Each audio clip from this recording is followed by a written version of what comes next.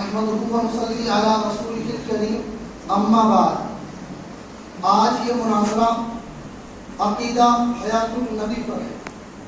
سب سے پہلی بات یہ سمجھے، عقیدہ حیات النبی کیا چیز ہے؟ عقیدہ حیات النبی یہ آپ علیہ الصلوۃ والتسلیم کو اپنی قبر مبارک میں زندہ سمجھنا۔ سب سے پہلے آپ پڑھیں گے تو آپ کو 4 گروہ ملے۔ ایک گروہ غیر مقلدیت کے نام سے ہم اور آپ تعمیر کرتے ہیں، دوسرا گروہ مماتی کے نام سے ہم اور آپ تعمیر کرتے ہیں، تیسرا گروہ بریلویت کے نام سے ہم اور آپ تعمیر کرتے ہیں، چوتھا گروہ علماء دیوبند جسے ہم اور آپ کہتے ہیں۔ تو ہم اب دیکھتے ہیں کون کس کا کتنا ساتھ دیتا ہے، اس چیز کو دیکھتے ہیں۔ ہم دیکھتے ہیں غیر مقلدیت اور مماتیت کو، وہ دونوں ایک ساتھ ہیں۔ وہ کہتے ہیں کہ آپ علیہ الصلوۃ والتسلیم اپنی قبر مبارک میں حیات نہیں ہے، مطلب زندہ نہیں ہے۔ غیر مماتی اور غیر مقلد ایک ساتھ ہیں۔ ہم دیکھتے ہیں بریلویت اور دیوبندیت کو، وہ بریلوی دیوبندیت کے کہیں تک ساتھ دیتے ہیں، راستے میں چھوڑ کر چلے جاتے ہیں۔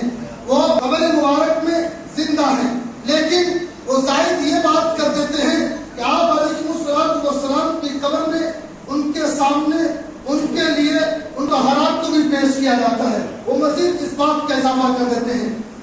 علماء دیوبند کا عقیدہ یہ ہے کہ آپ علیہ الصلوۃ والتسلیم روضہ اقدس میں اپنی قبر مبارک میں زندہ ہیں، ان کے سامنے درود پیش کیا جاتا ہے، ان کے سامنے لوگوں کی باتیں پیش کی جاتی ہیں، لوگوں کے اعمال پیش کیے جاتے ہیں، اس چیز کو وہ سنتے ہیں، سمجھتے ہیں۔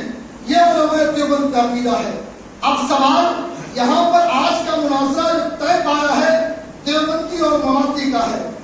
مماتی کہتے ہیں دیوبندیوں سے، اگر آپ اس بات علیہ الصلوۃ والتسلیم اپنے قبر مبارک میں زندہ ہیں، جب آپ کہتے ہو اس بات کو قبر مبارک میں زندہ ہے، آپ اس بات کو سمجھیں۔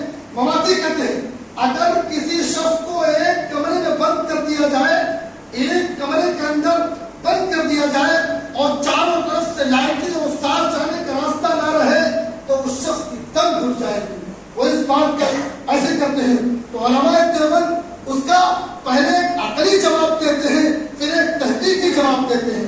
علماء دیوبند کہتے ہیں پہلی بات آپ یہ سمجھیں، جس جگہ سے آپ آئے ہیں، یعنی اپنی ماں کے پیٹ سے نکل کر آئے ہیں، جو اللہ تمہیں ماں کے پیٹ کے اندر 9 مہینے رکھ سکتا ہے، 9 مہینے رکھ سکتا ہے، کہ آپ کو قبر میں حیات نہیں دے سکتا ہے۔ پھر علماء دیوبند ایک تحقیقی جواب دیتے ہوئے آگے بڑھتے ہیں، بلکہ یہ کہتے ہیں جس حیات کی تم بات کر رہے ہو، جس زندگی کی تم بات کر رہے ہو، وہ زندگی دنیاوی زندگی سے کوئی اس کا جوڑ و توڑ نہیں ہے، بلکہ جو آخرت کی، بلکہ اس دنیا سے چلے جانے کے بعد جو زندگی اللہ تبارک و تعالیٰ نے دی کی، وہ زندگی الگ ہے۔ پھر اسی طریقے سے اور بھی مماتی سوالات کرتے ہیں، دیوبندی علماء جواب دیتے ہوئے آگے بڑھتے رہتے ہیں۔ پھر آخر میں مماتی کہتے ہیں کلو نفس ذائقۃ الموت، کہتے ہیں جب آپ نے اس آیت کی تلاوت کر دی، اس آیت کا مفہوم یہ ہے ہر شخص کو، ہر جان کو چکنا ہے۔ اس بات کو، اس آیت کو جب آپ نے سمجھا، اس سے معلوم یہ ہوا ہر جاندار کو موت کا مزہ چکنا ہے۔ جب مزے کی بات آ گئی تو اس مزے میں آپ علیہ الصلوۃ والتسلیم بھی شامل ہیں، کیونکہ وہ بھی ایک بشر تھے۔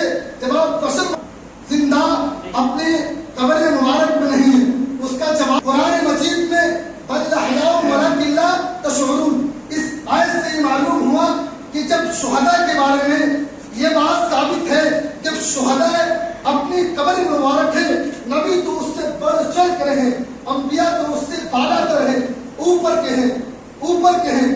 جب شہید اپنی قبر مبارک میں زندہ ہو سکتا ہے تو نبی کا قول بتاتے ہوئے آگے بڑھتے ہیں.